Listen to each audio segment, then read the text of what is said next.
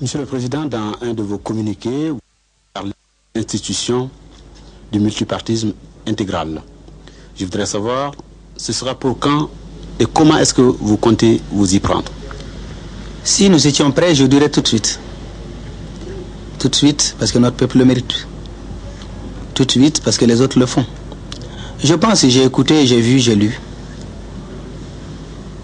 Il n'y a pas de chemin pour contourner cette démocratie. Nous avons épousé, sinon entamé, un monopartisme qui n'a fait que nous créer des problèmes, qui n'a fait que tarir des talents, qui n'a fait que bâillonner des bonnes volontés. Donc nous sommes dit à un certain moment que si nous devons prendre le pouvoir et pour le peuple malien, nous devons accepter de tenter une autre expérience. L'expérience démocratique, l'expérience du multipartisme, l'expérience de la raison et l'expérience de la vérité.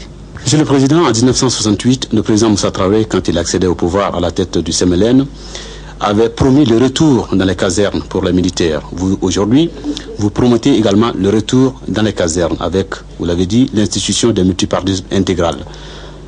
On est obligé de vous poser la question de savoir, est-ce que ce sera comme avant? Autrement dit, est-ce que les militaires vont rester au pouvoir comme le CMLN l'a fait? Ou quelle est votre politique de gouvernement? Dans un premier temps, d'abord, je voudrais quand même qu'on précise les choses. J'ai accepté de prendre la présidence de cette organisation tout en félicitant la bonne volonté de mes anciens qui sont là-dedans, qui sont plus anciens que moi dans le grade, qui ont accepté à ce que je puisse être leur porte-parole. J'y tiens d'abord comme en tout bon malien et en cadet de les dire l'expression de toute ma gratitude. Peut-être que Moussa Traoré et ses hommes, lorsqu'ils sont venus en 68, étaient peut-être de bonne foi. Ils ont dit par mauvaise fréquentation peut-être, par mauvais conseil peut-être, dévier, je m'engage. Et j'en prends les serments devant notre peuple, devant notre jeunesse,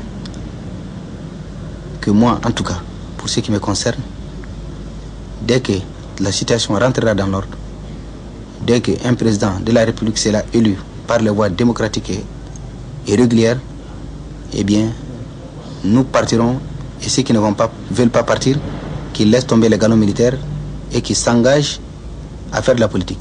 Je vous le dis dès maintenant et avec précision, et j'insisterai pendant tout le temps, l'armée ne se mêlera plus de politique. L'armée rejoindra sa caserne. L'armée sera la garante de la Constitution. L'armée sera sous l'autorité du pouvoir politique en place. L'armée sera au service du peuple malien. Un point, un trait, et c'est tout. Monsieur le Président, en introduisant votre appel ce matin, je disais un soleil nouveau se lève sur le Mali. Selon vous, sous quel signe? Le signe de la non-violence. Il faut bannir ce qui s'est passé à jamais. Nous collaborerons avec tous les Maliens de l'intérieur et de l'extérieur qui sont prêts encore à consentir un petit peu de sacrifice pour le bonheur de ce pays.